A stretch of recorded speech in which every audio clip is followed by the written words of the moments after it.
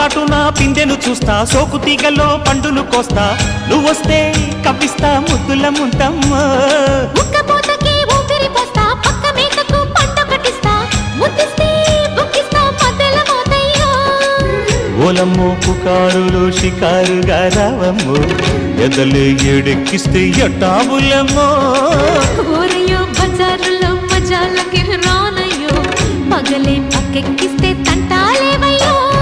మిట్టిల మీదున్న మిస్సమ్మయ్య సంటే వడ్డీలతో పాటు ఒళ్ళోకి వస్తు